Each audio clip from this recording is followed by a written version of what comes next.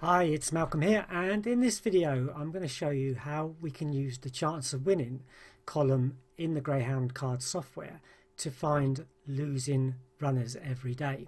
So in this video I am going to cover the main method which we're going to use to find the selections, the looking at the top two or three runners and finding the best one to actually use, and using the score to help us make the final decision. So let's get to it.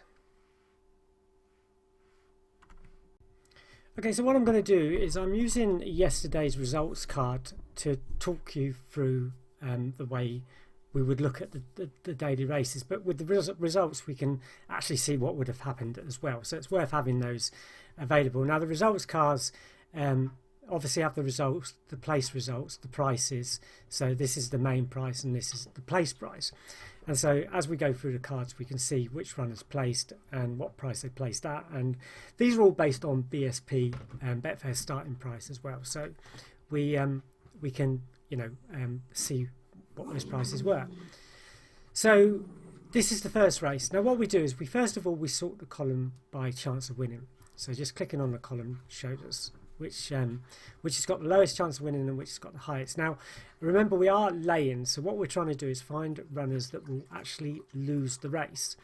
So we don't want it to win, so because of that we don't obviously want to pay out a lot of money as well, so we want to keep to a price reasonably low, and I would say below 6. You can actually choose it lower than that if you want. The criteria is actually up to you, but what I'm trying to do is give you some information so that you can have a look and see which way might suit you best. Right, okay, so first of all, if we look at this first race, so what the other thing I do is tend to stick to the top two or three. So sorry, I'll just redo that. These top three here, if you like. So these are the ones we're going to stick with, and we won't go on the second lot of three. The other thing we look for is higher scores. So anything over 5 is a higher score, and what we really want to try and do is stick to a score lower than the average score. Now there are roughly around about 135 to 150 races a day, so you've got plenty of races to go on.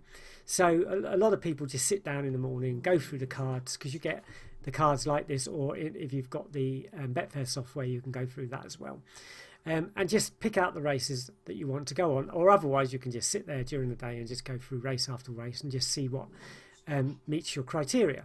So we are on the first race, as we said, and I'm going to go on these top three. Now the average score is 4.33, so this one is well under it. The third thing I look for in racing is also a number of runners that will have a chance of winning the race. So it's not to say they will, but it kind of says, well, these runners often do win the race, so if they're in the pack as well, that gives us a chance of being on the runner that isn't going to win the race. But a disclaimer there, we will get losers, there is no doubt whatsoever about that. So if you come into the cards thinking you're never going to lose, then please be sensible about this. Sometimes you will lose, but the point is that we win often enough to make a profit, and that's why we kind of build up these methods of when to be on the race and when not to be. So straight away this price is miles out, so we're not going to go there. Now you can argue that you can drop down. Now we wouldn't have dropped down to a 6 because that's higher in that one anyway, and if we were going to drop down to anything it would have been the other three, but at 9.85 there was nothing there. Now the other thing is, if you can do these on the place market, but I wouldn't pay anything much over 3 for them on the place market. Possibly you could do that one, but generally I want low 3s if I'm going to go on the place market, or 2s. So we wouldn't have been on that race probably. If we go to the next one, so again we've got 28, so we've got a score of 7, which is higher than that. As I said, we tend to like to stick to scores of 5 or below really, and that would be below that average score as well. So again, you can see that would have worked on the place market, bit high on the main market for my liking, and if we were to drop down to the 2, then we'd have lost on the place market, but there would have been no real reason I suppose to be on it, rather than it is a lower score. I do tend to stick to the top two, but you know, if you go to the third one, but again, the main price, which is what we're really talking about here, is 8, which is again too high. So it's another race we probably wouldn't have been on. So this is kind of more like it. We've got a chance of winning of 11.19. We've got a score of 2. We've got a couple of scores of 2. We've got a price of 5.33. Which is within our criteria, and there's one at 2.95 if you want to drop down to the other lower price. That would have been the favourite. As soon as you go on favourites, you do take a little bit more chance. You've got to accept that. We've got 2 7s in the race. We've got a 5. Much prefer that to be a 6, and much prefer to be a 20% here somewhere. But lowest score and low cal, that's probably a good enough selection. That would have been too high at 7. If we'd have dropped down to 5, 11, that would have been too high. We could have dropped down to the 3, I suppose, and gone on the place market, but I don't think we would have done that in this case. And this is what I mean. We can come across these races, and there are a number of them every day that we can be on. So, you know, in some ways, there's no point in pushing yourself if you don't need to. That's an easy winner, 4.4. It's just on the cusp of 5. 6.67 was the average score. 6, 7, 8, 9, 30, 25. I mean, that's almost a perfect race for us. The only thing that you could argue is it's got a low confidence. But, you know, I don't tend to use that very often. It is better to be on medium and high confidence, but, you know, I think that's a good enough race to be on. So 6 would have been too high. We could have dropped down to the 2 at 3.95, and we would have won that race there. 5.5 would have been fine. There was no real reason to drop down to the next one, apart from it being a lower price. But you know, that was within our price range. It is the top one, or the lowest cal, really. So we want to stick to it when we can, and only drop down when we can't stick with it. And there was no reason why we couldn't stick with that one. 42, 38, high, possibly drop down to the third one, giving you 2.78 on the favourite, and it didn't win. Not a high scoring race, couple of 5, 7, a 21. So again, these are the kind of things you have to make up your own mind, and when you've seen the cards a few times and got used to them, then you will formulate your own ideas about it. This is just a way of using the cards. 2 7s, even if we'd have dropped down to the third one, it would have been too high, so we wouldn't have been on that one. Next. So well, the favourite was the only low scorer there. All the rest were 7s. It is always a risk, but at 1.91 you kind of go for it, and we would have come out great with it. Loads of 20s and 7s and 6s and that, so it was a good race to be on, I think.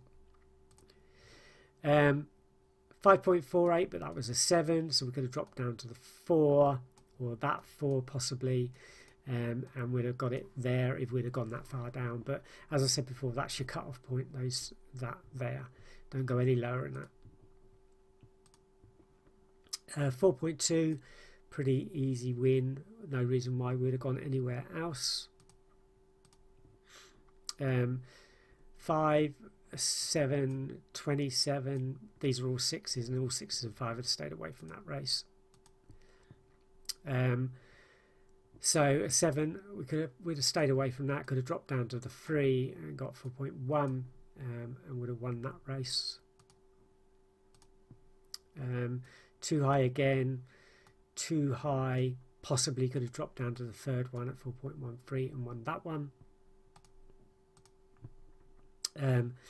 This is one of the reasons why I don't tend to go on the higher prices, because they will come in and you don't want to pay out if you don't have to, and that's your 6.98 is too high. We wouldn't have gone on that one. We could have possibly dropped down to that one and got 3.85, but yeah, but we wouldn't have been on at 6.98. You could argue you could have gone to the place market and gone at 2.9, and you'd have lost a lot less. So you know, there's that as well. Again, see, 9.76, definitely not what we want. price wise. We could have dropped down to the next one, 5.64, which would have been in our price range, and we would have won that race. 4.46 score free, well in our price range, 666s and 7s and 20s and that. So that was one of those selections like the last couple that we won on, which were almost perfect. You know, you get to them, it's great. So I'm not going to go through too many more of these, but you can see we wouldn't have been on that race. 7, 6s and that, we wouldn't have been on that race. We got an 8.51. That's a 6. We wouldn't have dropped down to that. So because it's going up and it's a 6, 5 is really what we want to be, and that's 5.5. So probably not being on that race. So we leave that one alone. Sorry, Cal. Too high average score, so we could have dropped down and got that one at 3.67, and we would have won that. A couple of 8s there, which is always a good sign, and high scores. These often come in, so it would have been a good one to kind of look at and say, well, there's a good chance they might come in. 5.76, pretty much high, but that score's too high, so we probably wouldn't have been on that race. 8.11. No. And you kind of go through stages like this where you might find that you can't find any really for a few races. That just happens sometimes. And then you get back one like this, which is 4.8, which is, you know, exactly what we're looking for. 7.6, 7.7, another one of those races where we say, well, there's plenty of strong runners there, 21, 7.6s. We're down here. We got a couple of choices, both of them lost, but that would have been our selection. So you can see that we just sort by cow, do a couple of checks, see what's going on, and generally we can find the runners that we're looking for to go on. But, you know, as I said, some of these will lose. Your strategy should just be to get enough winners. Now, I always say you want to stay in racing as less as you can. You know, 2 or 3 winners gains you 1, 2, 3% of your bank a day, and then you're kind of out of it. But that's what I tend to look for. Okay, thanks for watching, and I'll see you in the next video. Bye-bye.